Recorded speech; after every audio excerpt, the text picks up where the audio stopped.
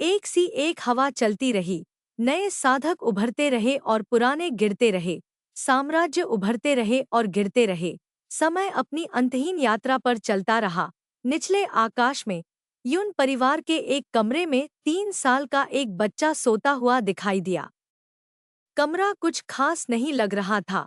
एक बिस्तर और दूसरी जरूरी चीजों वाला थोड़ा बड़ा कमरा, लड़के के काले बाल और प्यारा चेहरा, थोड़ी नुकीली नाक और गोलमटोल गाल। उसे देखकर कोई भी उसके गाल पर चुटकी लेना चाहेगा। लड़का दर्द से कराह रहा था, उसकी भौहें सिकुड़ी हुई थी और चेहरे पर दर्द का भाव था। अचानक लड़का अपना सिर पकड़े हुए बिस्तर से उछल पड़ा। हाँ हाँ हाँ हाँ, अरे क्या हुआ? मेरे सिर में दर्द क्यों हो रहा है? जैसे ही लड़का उठा, उसने अपने आसपास देखा। उसकी आंखों में एक उलझन सी उभर आई जो जल्द ही उस कमरे को देखकर गायब हो गई जिसमें वह था। लड़के ने उसे देखते हुए अपने हाथ ऊपर उठाए। वह मुलायम, छोटा और चिकना था। जल्द ही एक शांत भाव, जो एक बच्चे के लिए उपयुक्त नहीं था, उसके चेहरे पर छा गया। क्या मैं वापस आ गया हूँ? लड़के ने बिस्तर के सिरहाने पर सिर रखकर शरीर को आराम देते हुए सोचा। जल्द ही उसकी आंखें बंद हो गईं और वह अपने धड़कते दिल को शांत करने की कोशिश करने लगा। जल्द ही उसकी यादें ताज़ा हो गईं और उसे याद आया कि वह कौन है। यून जियाओ, विशालकाय यून परिवार के मुख्य बच्चों में से एक। अभी वह अतीत में लौट गया था। इससे ज्यादा सटीक क्या होगा कि वह अपने पहले जन्म में यून जियाओ के रूप में 28 वर्ष की आयु में मर गया और इंग्रिड नामक एक दुनिया में पुनर्जन्म लिया, जो उसकी मूल साधना दुनिया से बिल्कुल अलग थी। जिस दुनिया में उसका पुनर्जन्म हुआ था, उसमें कोई ची नहीं थी और वह तकनीकों पर निर्भर थी और वहां के राक्षसों से लड़ने के लिए कौशल नामक किसी चीज का इस्तेमाल किया जाता था। यून जियाओ उस दुनिया में 30 साल तक रहा और फिर उसकी मृत्यु हो गई। इस बार उसकी मुलाकात किसी ऐसे व्यक्ति से हुई जो खुद को भगवान कहता था। भगवान ने उसे एक मौका दिया और उसे अतीत में वापस उसकी असली दुनिया, 4 स्वर्गों की दुनिया में भेज दिया।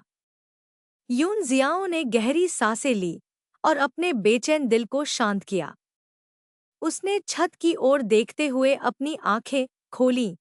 स्वर्गीय विरोधी। जियाओ ने छत की ओर देखते हुए बुदबुदाया। वह जिस दुनिया में रहता था वह स्वर्गीय दुनिया थी, जहां एक के ऊपर एक 4 स्वर्ग थे और उसका यून परिवार सबसे निचले स्वर्ग में एक विशालकाय प्राणी था। यह दुनिया स्वर्ग के विरुद्ध लड़ने की कोशिश कर रहे साधकों से भरी थी। यह एक ऐसी दुनिया थी जिस पर शक्ति का शासन था और कुछ भी मायने नहीं रखता था। एक ठंडी दुनिया जहां आप कभी भी अपनी जान गंवा सकते थे। यहाँ चारों स्वर्गों पर स्वर्गीय अमरों का शासन था, जो ऊपर से नीचे की ओर देखते हुए महान अमरों की तरह शासन करते थे। हे यून जियाओ अपने पिछले जन्म में एक सामान्य अभिमानी युवा स्वामी था, जिसके पास निचले स्तर पर प्रतिभा थी, लेकिन ऊपर पहुंचते पहुंचते उसकी प्रतिभा बेकार हो गई। दूसरों को अपने ऊपर हावी होते देख जियाओ शक्ति के लिए दुष्ट पक्ष की ओर कूद पड़ा और अंततः मारा गया। उसके बाद उसका जन्म इंग्रिड की दुनिया में हुआ, जहां वह उसकी पहली दुनिया से बिल्कुल अलग थी, जहां ज्यादातर लोग अधिकतम 200 साल ही जीते थे और उस पर सिर्फ इंसानों का ही शासन था। यह देखकर कि उसका पुनर्जन्म हुआ है, जियाओ खुशी से चिल्लाया, मन ही मन चिल्लाया कि वह इस नई दुनिया पर राज करेगा। लेकिन अफसोस कि ऐसा नहीं हुआ। दुनिया में साधना के लिए ची ही नहीं थी। और इतना ही नहीं, दुनिया तथाकथित वीरों से भरी हुई थी जो अपने हुनर से लड़ते थे। यह देखकर कि उसे पुनर्जन्म का सौभाग्य मिला है, जियाओ चिल्लाया कि उसे फिर भी चुना गया है, लेकिन भाग्य फिर से क्रूर था। वह कहने में इतना प्रतिभाशाली था कि उसने एक से ज्यादा हुनर जगाए, लेकिन वे सभी बेकार थे। जियाओ की उम्मीदें फिर से टूट गई। वह उदास हो गया, उसे धमकाया गया और उसे पीटा गया। विरोध करने पर भी उसमें ताकत की कमी थी। यहाँ तक कि जिस नई दुनिया में वह पैदा हुआ था, वहाँ भी वह ताकतवर राजा था, लेकिन वह निराश नहीं हुआ। जियाओं में अब भी तलवारबाजी और पहले जन्म से ही तेज दिमाग था। इस तरह उसने एक भाड़े के सैनिक के रूप में जीवनयापन किया। इसी दौरान उसकी नज़र उपन्यासों पर पड़ी। उसने एक साधना उपन्यास पढ़ा जो साधना जैसी ही अवधारणा पर आधारित था। जल्द ही वह अलग अलग उपन्यास पढ़ने का दीवाना हो गया और तभी उसकी नज़र स्वर्गीय विरोधियों पर पड़ी।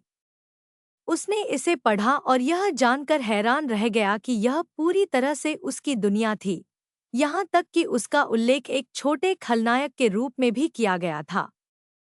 जल्द ही जैसे जैसे वह पढ़ता गया, उसे समझ में आया कि किताब स्वर्गीय विरोधियों नामक समूह के बारे में है। दरअसल जियाओ उन्हें अच्छी तरह जानता था, क्योंकि वह उनमें से एक के हाथों मारा गया था।